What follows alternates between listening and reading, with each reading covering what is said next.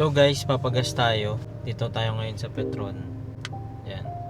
Pero malimit sa ano kami, sa Caltex kasi gawahan ng Landers card. Member ng Landers. Doon kami nagpapa full tank. Di naman kasi tayo naka daily. Siguro sa isang buwan, 2 beses na kami nagpapagas. Tapos depende kung may lakad. Medyo yung madadagdagan yung consumption natin. So ang kinakarga ko lang 91 octane. Okay na tayo doon. Pero minsan pag long drive, nag-ano din ako ng 95 para medyo mas maganda yung sunog, no? Mas maganda yung takbuhan natin. Kasi pag long drive, medyo mabilisan tayo niya kahit papaano. Or pag nasa express, yun, para maganda yung takbo. So wala namang issue yan. Kahit ano naman yan, basta pasok sa octane na nakalagay sa manual nyo. Bawa, 91 pataas, pwede na yun. Unless mga nagpalit ka na or nag-upgrade ka na ng engine, no? Siyempre mas mataas na octane yung kailangan dyan. Ayun yung sasuggest ng mga tuners dyan. Yan, medyo pila lang tayo dito. So presyo niya dito ngayon is extra 51.45. Pwede na. Ayan, umilaw na kasi, no? Umilaw na siya. Pero sobrang lapit lang naman yung din-drive ko. Simula bahay, tapos ito lang yung sa may SM eh. Kaya okay pa yan. Yan guys, karga na tayo.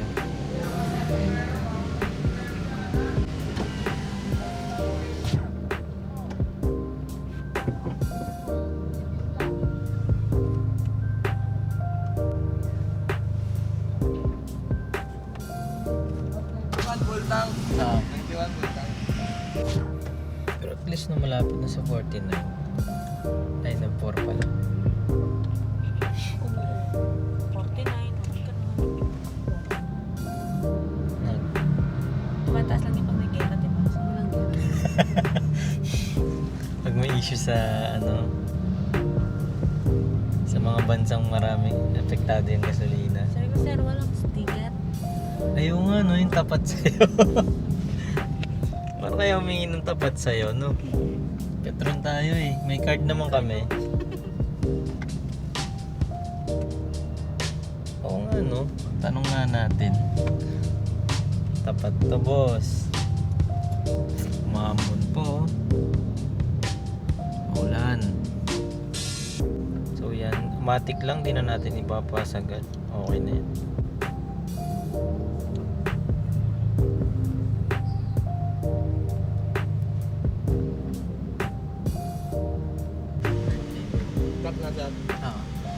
Nahingi pa ba ako?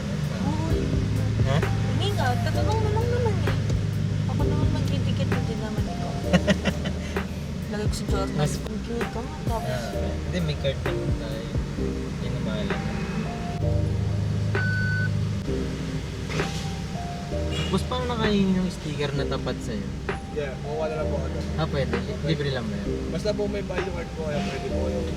Sige. Salamat. 1:1 lang, gano'n. Thanks. Sampo na. So yun guys, nakahingi tayo ng sticker ng anong tawag doon? May tawag doon eh. Pinakasikat na grupos ng ng sasakyan sa Pilipinas. Tapat sa'yo. Basta may Petron value card daw. Libre naman daw yun. Kaso 1:1. Magiging tapat ka na. Ayun guys. Magkano na natin? automatic lang, 1.4. 1.4 yung namin guys. Umilaw tapos almost 1.5. Full tank. Automatic lang, di sagad. Tipid naman. Hindi man sobra pero tipid pa rin yun. So yun guys, inulan na tayo. Yan. Buti na lang may mating talaga tayo, no? Basang basa eh. Lakas, galit na galit. So yun guys, share ko lang sa inyo kung paano ko inalagaan yung windshield natin. So ganyan dapat yung bagsak ng tubig guys, para hindi naman kayo mahirapan pag gabi tapos maulan. Yan, dito hindi ko masyadong pero itong harap maintain na maintain dyan.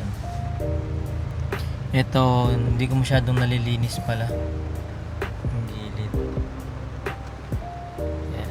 Huwag kayong papayag na hindi ganyan kalinis yung windshield nyo guys, especially kung hindi kayo naka clear tint sa gabi tapos malakas ang ulan. Diba? Sobrang linis lang niya i-wipe. Tapos huwag nyo din pababayaan syempre yung luma yung wiper nyo. Kasi kahit anong linis niyan, pag nag-wipe kayo, hindi niya na magagawa yung gusto nyong pagtanggal niya ng tubig. So yun lang, uwi na muna tayo. Laban na, nabasa na rin naman eh.